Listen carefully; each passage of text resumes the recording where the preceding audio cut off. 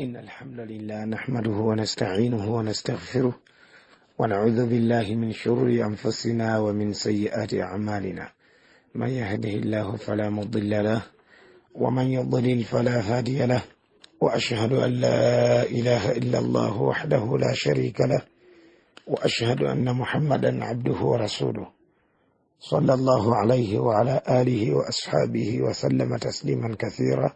يا أيها الذين آمنوا اتقوا الله حق تقاته ولا تموتن إلا وأنتم مسلمون. يا أيها الناس اتقوا ربكم الذي خلقكم من نفس واحدة وخلق منها زوجها وبث منهما رجالا كثيرا ونساء، واتقوا الله الذي تساءلون به والأرحام إن الله كان عليكم رقيبا. يا أيها الذين آمنوا اتقوا الله وقولوا قولا سديدا يصلح لكم أعمالكم ويغفر لكم ذنوبكم، ومن يطع الله ورسوله فقد فاز فوزا عظيما. أما بعد، فإن أصدق الحديث كتاب الله، وخير الهدي هدي محمد صلى الله عليه وسلم، وشر الأمور محدثاتها، وكل محدثة بدعة، وكل بدعة ضلالة، وكل ضلالة في النار. Aburuganda bibitiibwa, assalamu alaikum warahmatullahi wabarakatuhu. Mukusookera ddala njagala okusooka okukozesa omukisa guno biidhinillahi taala okuyisaayo bonna abaddu ba Allah tabaraka wa taala ababadde mu darusu gaggadde, darusu ya East Africa ebadde ku Old Kampala mu kisaawa okusekendera okusomera eryo biidhinillahi taala. Abagyenyigiddemu, abagyetabyemu, jazakumullahu khairan. Tusaba Allah subhanahu wa taala abawe obulungi bungi, abawe obulungi bungi. Saagala kyerabirwe, barakallahu fikum, nti ebigendererwa bya darasa eyo biri bisatu. Tusaba Allah subhanahu wa taala bituukirize. Ekigendererwa ekisooka kyekigendererwa ky'okusoma eddiini ya Allah tabaraka wa taala, tuve mu butamanya eddiini ya Allah azza wa jalla, tugimanye, tumanye tawhid, tumanye sunna, tumanye amateeka g'eddiini, tusobole okubeera ntubikolerako tuwone, tuwewale bidai, tuwewale shiriki n'obukaafu. Ekyo kigendererwa ekisooka, okuyiga eddiini yaffe, barakallahu fikum. Ekigendererwa ekyokubiri kwe kulaakulanya obusiraamu bwaffe, okulaakulanya eddiini yaffe. Naam, okulaakulanya eddiini yaffe nga okusinziira mu bitundu ebyenjawulo mwebeera. Wayinza okuba nga okulaakulana kwawo kwa kuzimbawo masjidi, oba kumaliriza masjidi, oba kubeera contribution yonna egenda ku masjidi, wa barakallahu fikum, ennyumba ya Allah tabaraka wa taala. Oba ekitundu ekirala tuyinza okubeera nga ate tuli mu kuzimbawo ddwaliro, oba okuliyambako okubeera nti litambula lijjanjabe abantu b'eggwanga, wa barakallahu fikum. Oba okubeera nti mu kitundu ekirala tuyinza okuba nga tuzimba ssomero, eyinza okuba nga gyegenze nga waliyo okuzimba ssomero oba okuliyambako mu ngeri yonna, wa barakallahu fikum. Kaakati ekyo kyekigendererwa ekyokubiri, okulaakulanya eddiini yaffe n'ebirala oluusi ebibeera eby'eddiini ya Allah tabaraka wa taala mu kulaakulana, wa barakallahu fikum. Ekigendererwa ekyokusatu kwe kumanyagana n'Abayisiraamu ab'enjawulo ne bakuŋŋaanira mu kifo kimu ne baba nga balabaganako, bamanyagana, wa barakallahu fikum. Nolaba omusiraamu avudde up country, nolaba omusiraamu avudde mu eastern, mu western, okiwulidde bulungi. Abavudde eri ne balaba ku basiraamu b'e Kampala ne bamanyagana nabo. So nga ate tekikoma mu ggwanga munda mukka, wabula eddalasa engeri gy'eri eya East Africa, abasajja abakenya oba abasiraamu ab'e Kenya bajja, abasiraamu ab'e Tanzania bajja, abasiraamu ab'e Burundi bajja, ab'e Rwanda bajja, ab'e Congo bajja. Kati abasiraamu abo ne balaba ku bannayuganda bannaabwe, abasiraamu bannaabwe, so nga ate mu ngeri y'emu ne bano ab'e Uganda ne balaba ku basiraamu bannaabwe abavudde mu nsi ez'enjawulo ezo, wa barakallahu fikum. Kale n'olwekyo barakallahu fikum, ebyo bye bigendererwa bya darasa eyo. Saba Allah subhanahu wa taala bituukirize era akkirize. Tubadde kukwebaza bonna ababaddeyo n'okubasabira Allah tabaraka wa taala abeerenga akkiriza. Twagala okwebaza buli yenna alina contribution gye yakoze darasa eyo okugenda mu maaso biidhinillahi taala oba okubaawo. Twagala okwebaza buli yenna alina contribution yonna gye yakoze dalasa eyo kubaawo oba okugenda mu maaso barakallahu fiikum oyinza okuba tebasobodde kubaayo naye ng'olina ene contribution wa barakallahu fiikum gye wakozeewo tusaba Allah subhanahu wa ta'ala akusasule musira wa barakallahu fiikum. Twagala okubeebaza aba security abasobodde okubeera nti batuwa obunankani obukuumi. Mu butuufu tubadde mu kifo ekyo ennaku bbiri, tewabaddeewo kikonde kivuze, tewabaddeewo kuvuma kubaddeewo nti gundi alwanaganye ne gundi avumaganye ne gundi, tewabaddeewo kutya kwonna. Okiwulidde bulungi, tewabaddeewo kutya kwonna. Abantu babadde babukadde entende mu kifo ekyo nga bali mu kusoma eddiini yaabwe, naye nga abasecurity babaddewo nga bali mu kukuuma emirembe biidhinillahi ta'ala wa barakallahu fiikum. Tewabaddeewo kibwatuse nti oba bbomu ng'eyo mutujju avudde gy'avudde n'ajja n'ateeka bbomu mu bantu ne batulika. Ebyo byonna tebibaddeewo, gibadde mirembe myereere. Tusaba Allah subhanahu wa ta'ala nabo abatali basiraamu abasiramule. Okiwulidde ate abasiraamu abawa empeera nnyingi. Tubeebaza okubeera nti basobodde okutuukiriza ne tubeera mu kifo ekyo kyekisookera ddala. Mpozi ekirala okubeera nti batuwadde obukuumi. Masha Allah barakallahu fiikum. Kakati baduba Allah subhanahu wa ta'ala omusomo gwaffe ogwa silsilatu durusin hawla aljanna wannar, encyclopedia y'emisomo egikwataganako n'ejjana ya Allah tabaraka wa ta'ala n'omuliro gwa Allah azza wa jalla, nga twatandika n'omuliro gwa Allah tabaraka wa ta'ala. Olwali tugenda kulaba omuliro gwa Allah azza wa jalla paati ey'omusanvu. Okiwulidde, omuliro gwa Allah subhanahu wa ta'ala paati ey'omusanvu wa barakallahu fiikum. Era nga ugenda kwataganako omutwe oba n'omutwe ogugamba nti darakatun nar amadaala g'omuliro. Tugamba wabillahi tawfiq barakallahu fiikum. Annaaru ekitibwa omuliro gwa Allah tabaraka wa ta'ala mutafawitatun fi shiddati harriha, mwana watu gwawukana mu bugumu mu bungi bw'okwokya kwagwo oba mu buyitirivu bw'okwokya kwagwo. Okwokya gwagwo omuliro gwa Allah azza wa jalla mwana wattu gwawukana enjokya yaagwo barakallahu fiikum. Wama a'addahu Allahu min al'adhabi li ahliha, era bwe gutyo gwawukana n'ebibonerezo ebigulimu ebyo Allah tabaraka wa ta'ala byateekerateekera abanaagubeeramu, n'ebibonerezo nabyo byanjawulo mu ngeri y'emu.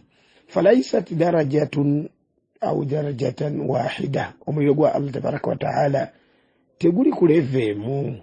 Okiwulidde, teguli kuleveemu n'akamu n'akeddagala. Wakati qala alhaqu tabaraka wa ta'ala, owekitiibwa Allah azza wa jalla yagamba nti innal munafiqina, abayitibwa abannanfuusi, fi darki al-asfali minan naari, bagenda kubeera mu ddaala erisemberayo ddala wansi mu muliro. Ekyo nno ne kitegeeza nti omuliro gwa Allah azza wa jalla si ddaala limu abadan, tegwenkanankana, wabula madaala ag'enjawulo era nga gasiŋŋana oba nga gaawukana mu bibonerezo ne mu kwokya Allah tabaraka wa ta'ala kwe yateeka mu muliro ogwo. Innal munafiqina fi darki al-asfali minan nar, suratu Nisa aya ya 15. Barakallahu fikum. Wal arabu tutlaq, abawarabu mwana tubali batera okwogera oba okuleeta ekigambo dark ekyo ddaala erya wansi eridda wansi nga tugenda okiraba. Ala kulli ma tasaafala. Abawarabu ekigambo dark batera okiteeka ku buli kyonna ekikka wansi, ekibeera kikkirira wansi. Okiwulidde, kamata plok nga bwe baleeta ekigambo adarj ddaala mu Luwarabu byonna mu Luganda lufunda ddaala ku ddaala, naye ng'ate eri omuliro dark, ate eryejjana darj. Okiwulidde, ala kulli ma ta'ala. Okiwulidde, adarj ala kulli ma ta'ala, eddaala. Okiwulidde, naye nga kiteekebwa ku kuwalampa, amakulu nga gagenda waggulu, ago gabeera gadda waggulu. Fayuqaalu, kigambibwa liljanna darajatun, ejjana erina amadaala, walinnar darajatun, n'omuliro gulina amadaala n'omuliro gulina amadaala. Kati owulidde bulungi nnyo mu Luwarabu nga ku jjana kubaddeko darajat ate ku muliro kuliko darakat. Oluganda ne lufunda gonna gabeera madaala naye ng'ekitegeezebwamu ejjana gabeera madaala ng'odda waggulu, gabeera madaala ng'odda waggulu. Amakulu nti omuntu anayingira ejjana owekitiibwa Allah subhanahu wa ta'ala ajja kumukuteeka ku levo ey'enjawulo oba ku ddaala ery'enjawulo. Waliwo abagenda okubeera ku ddaala erya wansi, ejjana yeesooka. Kakati buli w'olinnya waggulu mu jjana, buli w'olinnya waggulu ate bona tuweyongera byengera kugamba ejjana ey'amaanyi olinnya waggulu ebeera edda waggulu, kudda waggulu yejjana ey'amaanyi, ejjana esingako ku byengera, ejjana esingako ku raha bwe bityo kudda waggulu. So nga ate omuliro darakaati, omuliro darakaati madaala, naye darakaati gategeeza ki? Ge madaala agabeera gakkirira wansi, ge madaala agabeera gakkirira wansi. Amakulu nti eddaala erisembayo okubeera ate erya waggulu mu muliro nga lye rigenda okubeera nga lye lisooka, ate lye riri akhafu mu bibonerezo, ate bw'okkirira wansi nga n'ebibonerezo byeyongera nga n'okwokya kweyongera paka ku ddaala erisembayo wansi, paka ku ddaala erisembayo wansi. Naam, kakati kyekigambibwa nti wakullama dhahabat nnaaru sufulan, buli muliro bwe gukkirira wansi oba amadaala g'omuliro buli we gakka wansi oba buli we weeyongerayo wansi, kullama ala harruha washtadda lahibuha, mwana wattu gye gukoma okubeera nti okwokya kwagwo kweyongera, okwokya kwagwo kubeera kw'amaanyi buli wokkirira wansi. Walmunafiqun, ate n'abannanfuusi, lahumu nasibu al-awfar min al-adhab, balina mwana wattu omugabo ogubamala, balina omugabo ogubajaamu ogumala ogusaana, okiwulidde, mu bibonerezo bya Allah tabaraka wa taala. Walidhalik, n'olwekyo oba n'olw'ensonga eyo, kaanu fi darki al-asfali min annaari, bagenda kubeera mu ddaala erisemberayo ddala wansi mu muliro, ng'owekitiibwa Allah subhanahu wa ta'ala bwe yakirambika n'agamba nti inna almunafiqiina fi darki al-asfali min annaari, mazima ddala abannanfuusi bagenda kubeera mu ddaala erisemberayo ddala wansi mu muliro, era be bagenda okubeera nga be basinga adhaabu z'owekitiibwa Allah tabaraka wa ta'ala. Wabarakallahu fikum. Waqad tusamma annaaru darajatun ayda, mwana wattu omuliro ate waliwo era amadaala gaagwo wegasobola okuyitibwa darajaatu mu Luwarabu, wegasobola okuyitibwa darajaatu era wegasobola okuyitibwa darajaatu naye nga kitono, okiwulidde. Fa fi surati al-an'am, nga mu suratu al-an'am dhakara Allahu ahla al-janna wan-naar, Allah tabaraka wa ta'ala yaleeta oba yayogera abagenda okubeera mu jjana n'abagenda okubeera mu muliro. Oluvannyuma n'agamba atya?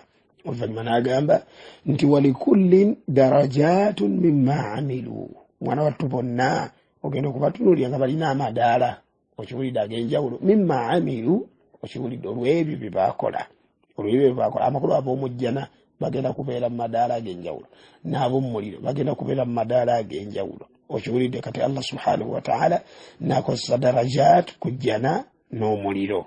Eyo mu suratul an'am 132. Waqaala, era owekitiibwa Allah subhanahu wa ta'ala waliwo weyayogera ku muliro mu aya eri esangibwa mu Ali Imran 162, oba aya ezo kuva ku 162 paka 163, nga Allah subhanahu wa ta'ala bwagamba nti afaman ittaba'a ridwana Allah kaman ba'a bisakhatin min Allah, afaman ittaba'a ridwana Allah كمن باء بسخط من الله ومأواه جهنم وبئس المصير.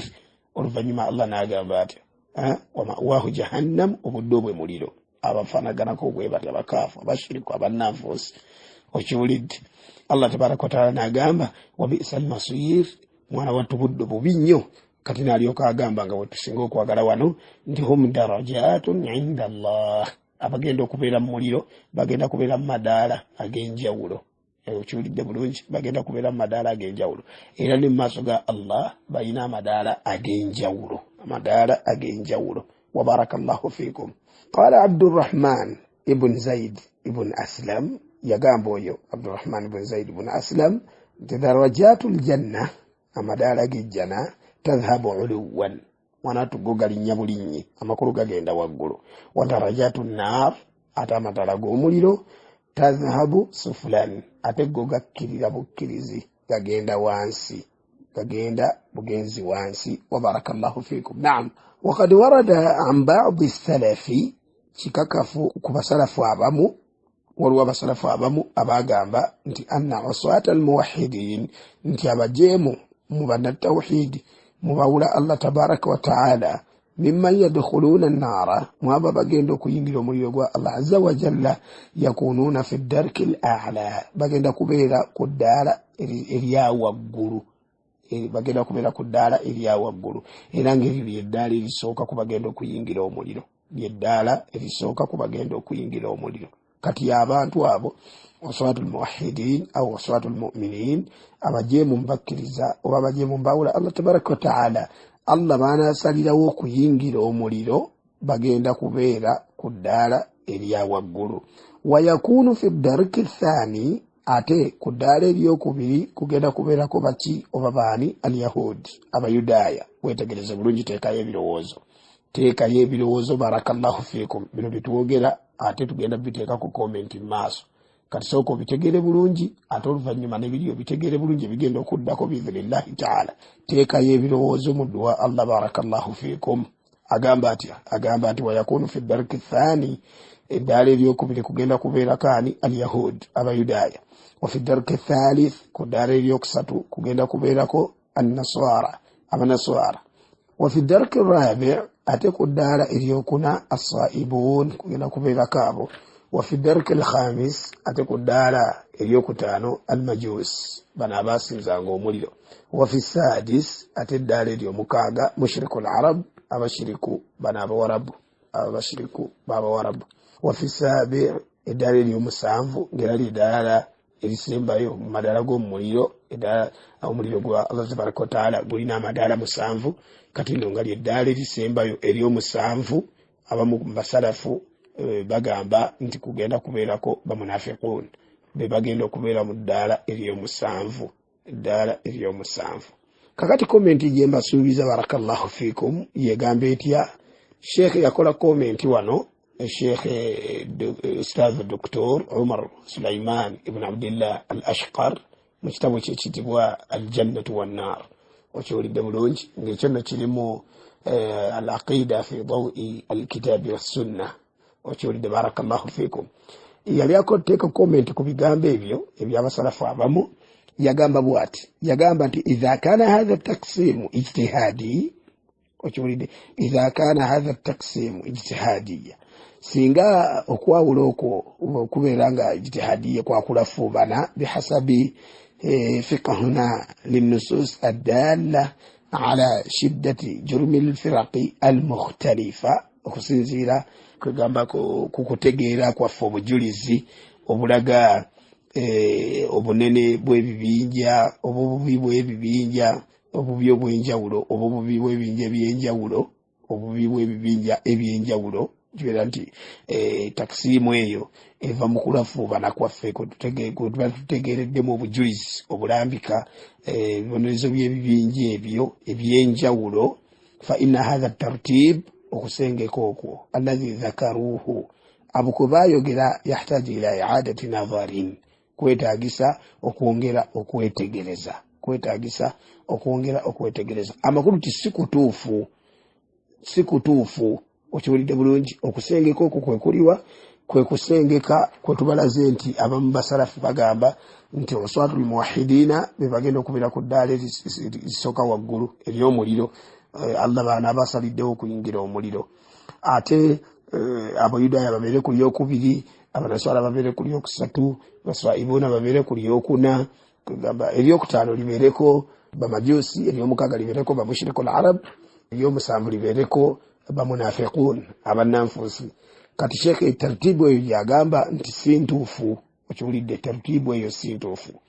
Falmajus abasinzanga omuliro oba abasinza omuliro ila al-an kiraga bulungi ubadu niran bana abasinza b'omuliro laisu bi aqalli jurman min mushrik al-arab, tosobola gamba nti kugamba balina ebibonezo ebiwewufumukko bali abasinza omuliro okusinga ate bamushiriku b'Abawarabu. Okiwulidde bulungi, bamushiriku b'Abawarabu. N'engeri nsengeka kugamba si ntuufu kyekikulu kya byonna.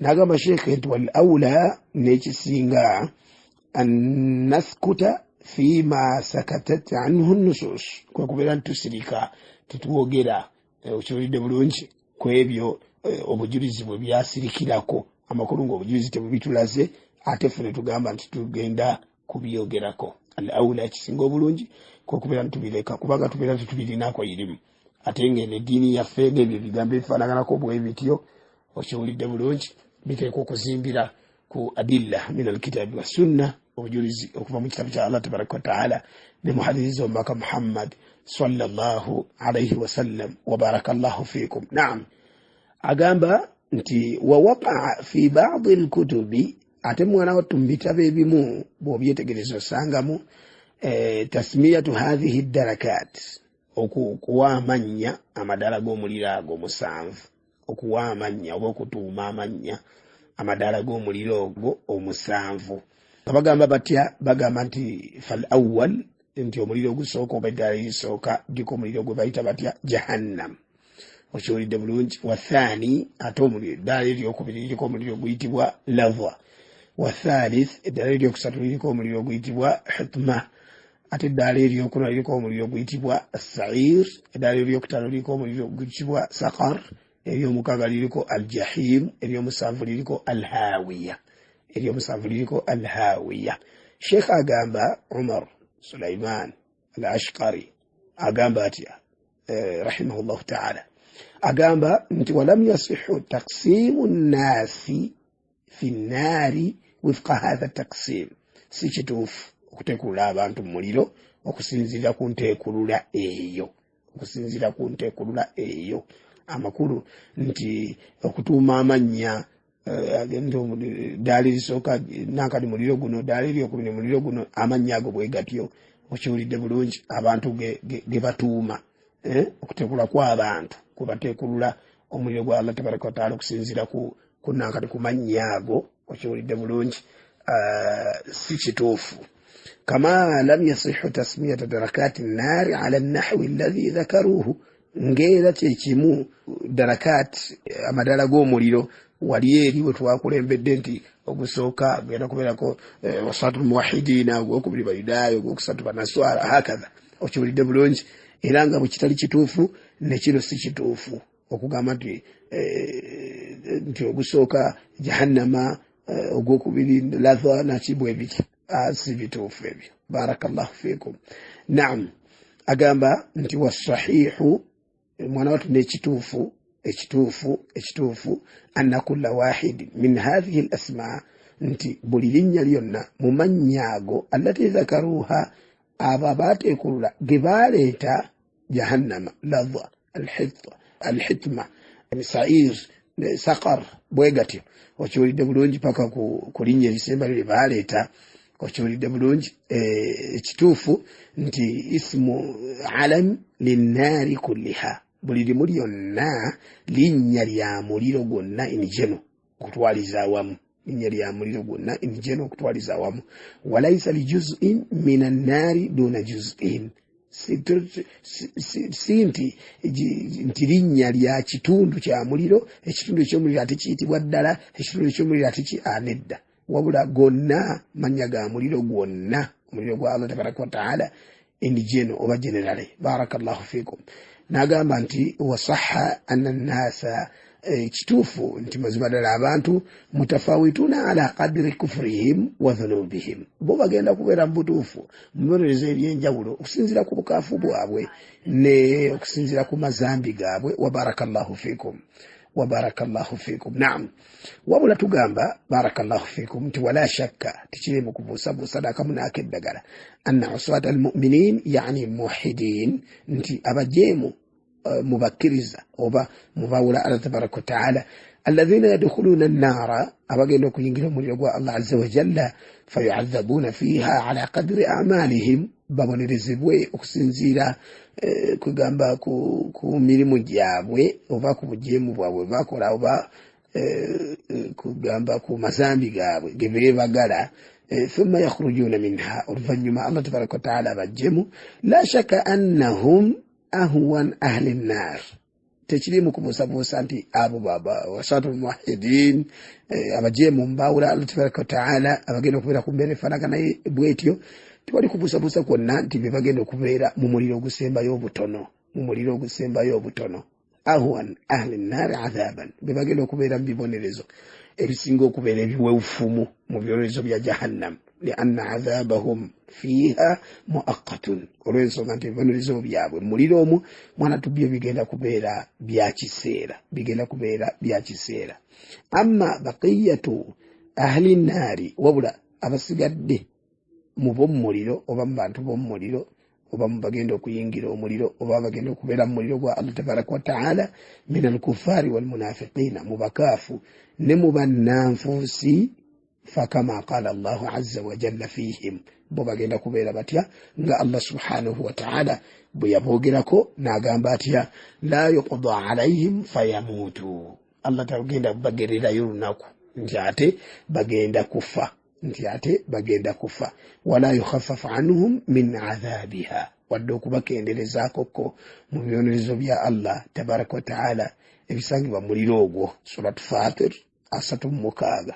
Naam, kati Allah subhanahu wa ta'ala tulazaawo barakallahu fikum nti abagenda okubeera mu muliro okiwulidde bulungi ebibonerezo tebigenda bavaako n'akamu n'akeddagala so nga ate bali ba uswatul muwahhidin bo ebibonerezo ebyabwe bigenda kubeera muakkatan okiwulidde bulungi bigenda kubeera muakkata bigenda kubeera bya kiseera ebibonerezo byabwe nga twogedde mu jamu ebibonerezo byabwe bigenda kubeera muakkata bigenda kubeera bya kiseera wa barakallahu fikum so nga ate bano abalala abagenda okugubeeramu ebbanga lyonna mwana wattu ebibonerezo byabwe bigenda kubeera bya lubeerera wadde okubikendeezaako ekitiibwa Allah subhanahu wa ta'ala tagenda kubikendeezaako mpozi wal maqsuud oba maqsuudu nabiyyi sallallahu alayhi wasallam biqawlihi kigendera kya nabbi sallallahu alayhi wasallam mu kigambo kiyagamba nti ahwanu ahli nnaari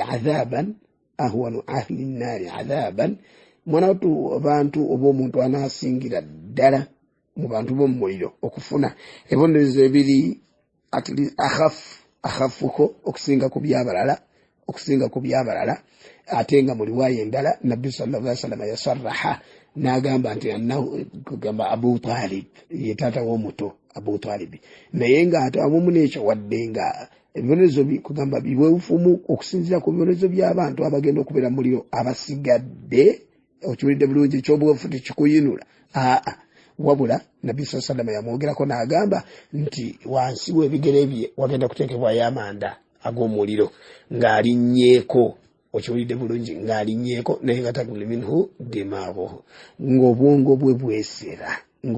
bwe bwesera ekyakibeeremu obugenderevu n'obugenderevu ebyasa n'ebyasa kugamba ebbanga lyonna nga bwate bwali ali mu adhabu z'owekitiibwa Allah tabaraka wa ta'ala nga bumuwahhiduuna aw iswatul muwahhidin waswatul mu'minin nga bo bavadda mu muliro naye nga yakyalajana akyali mu bibonerezo wallahi nga tabivaamu n'akamu n'akeddagala wa barakallahu fikum wa kathara Allahu min amthalikum mu hadithi eyo kyovudde olaba nti nabbi sallallahu alayhi wasallam yali ayogera kugamba ku ahluha almuqimina fiha alladhina la yakhrujuna minha okiwulidde bulungi abantu abagenda okugubaamu nga tebagenda kuguvaamu we yaleetera kiri ekigamba nti ahwanu ahli nnaari adhaban okiwulidde bulungi yali ategeeza baani abantu abagenda okubeera mu muliro nga bugenderevu nga tebagenda kuguvaamu nga mu hadithi endala bwe yakiraga nabbi sallallahu alayhi wasallama ate nga kyajjanga kyo kimokiliya okiwulidde bulungi nekiri kirikiriya bulungi naye kino kyekisingako ate kuba yanasusiza ddala ku poyinti n'agamba atya amma ahlu nnaari wabula ab'omuliro alladhina hum ahluha abo bannanyini gwo oba abaamu ddala فإنهم لا يموتون فيها ولا يحيون الحديث تواجدبako musoma zaffe zaayita tebagenda kufa mu muliro era ne tugamba nti almuradu bilmauti huna almautu alhaqiqiya okyolidde bulungi almautu alhaqiqi ekigendererwa mu kufa wano kwe kufa okwannamaddala kwe tumanyi obulungi okyolidde kwe kufa kwe tumanyi obulungi ate wala yahyawun wadde okubeera okulamuka oba okubeera abalamu ekigendererwa mu hayatu huna ekigendererwa mu bulamu wano okyolidde bulungi kugamba bwe bulamu obweyagaza obulamu obulungi okyolidde obulamu obutali mu bizibu obwo tebagenda kubeera nabwo abantu b'omu muliro n'akamu n'akeddagala wa barakallahu fikum n'olwekyo jazakumullahu khairan wa barakallahu fikum kugamba bamuwahiduuna baswatu muwahidin tekiriko kubuusabuusa tebagenda okubeera ku ddaala erya waggulu omuliro ogwo okugamba oguli akhafu okyolidde bulungi bikathir okusinga abantu abagenda okubeera mu muliro obugenderevu n'obugenderevu tukimanyi bulungi bannanka ne baswatu muwahidin abo barakallahu fikum bo nga bwe tukimanyi obulungi ennyo nti tebagenda kubeera mu muliro obugenderevu n'obugenderevu obw'ebbanga lyonna bagenda kubeerayo ekiseera ekigere owekitiibwa Allah subhanahu wa ta'ala y'anaakimanya era nga kyawukana okusinziira ku ono okudda ku mulala barakallahu fikum ono ayinza okumalayo ekiseera bwekiti olinaamalayo bwekiti olinaamalayo kyanjawulo olinaamalayo kirala kugamba bwe bati okusinziira ku ebyo bigenda okubayingizisa omuliro iyadhan billah tusaba Allah subhanahu wa ta'ala abituwonya abitutaase era omuliro gwe agututaase okubeera nti tuguyingiramu ibtidaan mu ntandikwa okyolidde bulungi wabula abeere nga atuyingirizaawo ejjana kugamba tusonyiwe ebitusobako ng'abatonde okyolidde tuleme kusooka mu muliro n'akamu n'akeddagala barakallahu fikum kakati nekibeera nga bwe kityo bwe kiri kugamba waswatul muwahidina bibagenda okubeera mu ashad nakani akhafil azab ebibonerezo ebisinga obwebufu so nga ate bamunafiquuna era nakyo tekiriiko kubusabusa kwonna bibagenda okubeera mu ashad azab okiwulidde bulungi ngombaka bwe yagamba sallallahu alaihi wasallam ashaddu nnasi azaban yauma alqiyama abantu abanaasingira ddala okubeera nti babonerezebwa oba babeera mu bibonerezo bya Allah tabaraka wa taala ebitagambika ku lunaku lw'ekiyama n'agamba nti almunafiquun abananfusi oba dhul wajhain bannanyini feesi ebbiri yaati ila haulai biwajihin agenda ewaabali oba abakaafu ngaabo n'abeera mukaafu yennyini awedde emirimu ataliiko kubuusabuusa era nga agamba nti yife tuli kyekimu okiwulidde bali tudyekadyeka badyekedyeke nga aya bwe zikirambika wayaati ila haulai biwajihin ate bw'agenda ewaabano abasiraamu bwadde eri abasiraamu n'alaga nti musiraamu nnyo okiwulidde bulungi oye munafiq niyadhan billah okiwulidde abo bagenda okubeera mu muliro gwa Allah tabaraka wa ta'ala ogusinga ebibonerezo era nga liddaali lisembayo wansi fi darki al asfali min annar okiwulidde Allah yagamba nti walan tajida lahum nasira wadde togenda nakufuna muntu yenna agenda kubeera nti abataasa ebibonerezo bya Allah tabaraka wa ta'ala بارك الله فيكم وجزاكم الله خيرا وكثر الله من أمثالكم وفق الله الجميع لما يحب ويرضى والحمد لله رب العالمين سبحانك اللهم وبحمدك أشهد أن لا إله إلا أنت أستغفرك وأتوب إليك والسلام عليكم ورحمة الله وبركاته.